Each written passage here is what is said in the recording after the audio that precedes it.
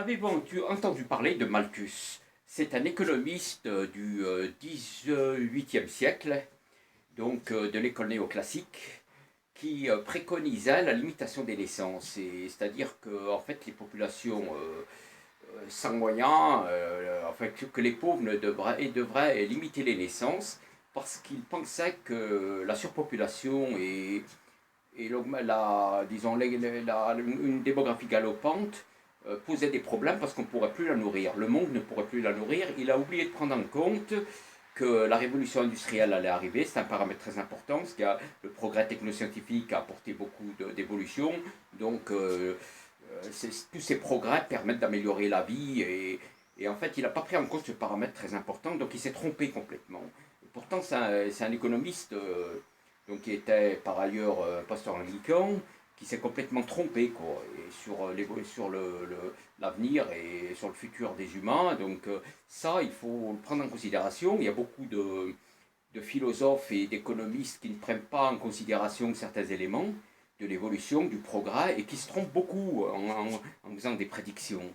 Donc voilà, il faut aussi avoir des jugements de valeur, disons des analyses personnelles, parce qu'il ne faut pas toujours les écouter, parce que bon, ils ont un point de vue subjectif, et donc ce sont des humains, donc ils peuvent se tromper, et c'est le cas de Malthus, qui s'est complètement trompé sur, je veux dire, par rapport à la démographie, donc en limitant les naissances, on se demande s'il n'était pas eugéniste, parce qu'il préconisait de limiter la reproduction des individus jugés au caractère défavorable. Donc voilà, c'est de l'eugénisme ça. Donc en plus la complexité des caractères héréditaires, donc c'est très discutable. Je veux dire, l'eugénisme est très discutable parce que c'est très complexe, le déterminisme, et je veux dire, la complexité de la transmission des caractères héréditaires, c'est quelque chose de très complexe, et il faut vraiment en être conscient de tout ça. Et si je parle de ça, c'est parce que, si on veut, pour bien comprendre qu'on vit dans un monde, il y a beaucoup de changements. Il y a beaucoup de changements, et les changements font que on parle souvent de surpopulation. Bill Gates, par exemple, il veut limiter les naissances. Il y a des apprentis sorciers, il paraît que c'est ce qu'ils disent, quoi, qu'il y a des individus, une secte là, organisée, une secte mondiale qui veut diminuer la population mondiale, qui veut limiter les naissances. Mais en réalité, le monde évolue parce qu'on est 7 milliards. On est 7 milliards. Et on sait qu'il y a des difficultés économiques, mais on ne sait pas comment l'évolution du monde, dans quel sens ça va aller. Il va y avoir des progrès technoscientifiques, il va y avoir des changements, des évolutions. Donc on pourra peut-être être, en 2050, on sera peut-être, je sais pas, moi, peut-être 10, 15 milliards. Mais la vie, elle pourra être, si on veut, elle pourra être vivable, parce qu'il y aura eu des évolutions et des progrès. Ça ne veut rien dire tout ça. Je veux dire, tous ces gens qui font des prédictions horribles, l'effondrement, la catastrophe, mais on ne sait pas comment ça va évoluer, les changements qu'il va y avoir. Il va y avoir des progrès, des évolutions, donc tout ça, ça joue énormément. La révolution industrielle au 19e siècle a beaucoup apporté d'un point de vue progrès et amélioration de la vie des gens. Donc la population est passée de 1 milliard à 7 milliards aujourd'hui. Donc les gens en 1820, l'espérance de vie était de 32 ans. Actuellement, elle est quasiment de 80 ans. Et je veux dire par là que la population, au début du 19e siècle, était d'à peine 1 milliard.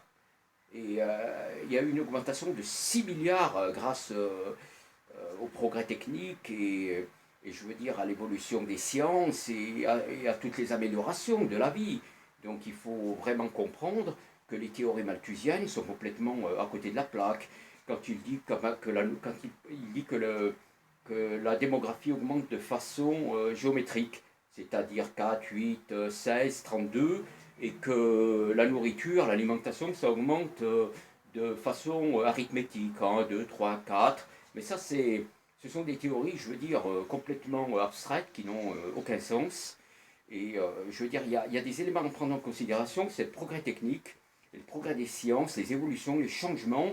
Il va y avoir des changements, des évolutions, qui fait que même 20 milliards d'individus sur la Terre, 20 milliards d'êtres humains, ça sera très, très, très vivable. Ça sera très, ça sera vivable parce que on ne sait pas comment ça va évoluer. Il va y avoir des changements, des apports, des progrès.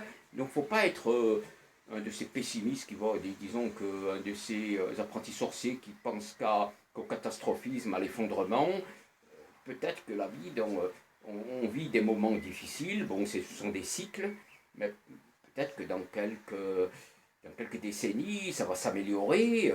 Voilà, il y a des changements, il y a des évolutions, il y a des progrès. Surtout en sciences techniques, il va y avoir des changements, des choses qu'on n'imagine même pas actuellement, des nouveautés qui vont être imaginées, des créations, donc ce qui va faire que l'existence va s'améliorer. Et voilà, donc il ne faut pas être voir tout en catastrophe et en effondrement. Peut-être que dans quelques décennies, ça va s'améliorer. On pourra peut-être être 20 ou même 40 milliards et la vie pourra être très agréable. Voilà. Et donc, Malthus, si j'en parle, c'est parce que bon, il s'est complètement trompé. Et il y a beaucoup d'économistes et de penseurs en fait qui font des prédictions, qui prédisent l'avenir, mais qui se trompent complètement parce qu'ils ne prennent pas ils ne mettent pas en valeur, disons, ils ne prennent pas en considération certains éléments, certains paramètres qui font que la vie change complètement. Il y a des évolutions, il y a des changements, il y a des progrès, il y a la science et la technique, il y a de l'imagination, il y a de la création. On ne sait pas tout est possible. Donc il peut y avoir des choses nouvelles. Il faut prendre ces éléments en considération. Donc voilà, c'est par rapport à ça que le monde évolue et il y a des changements qui peuvent être très favorables. Voilà, il faut y penser à tout ça. Il ne faut pas écouter tous ces, je veux dire, moi je les appelle des apprentis sorciers, tous ces gens qui font des prédictions et souvent, bon, des pseudo-intellectuels et en fait qui se trompent souvent, quoi. C'est vrai. Donc il faut prendre en considération les évolutions, les changements, les progrès et tous les apports nouveaux.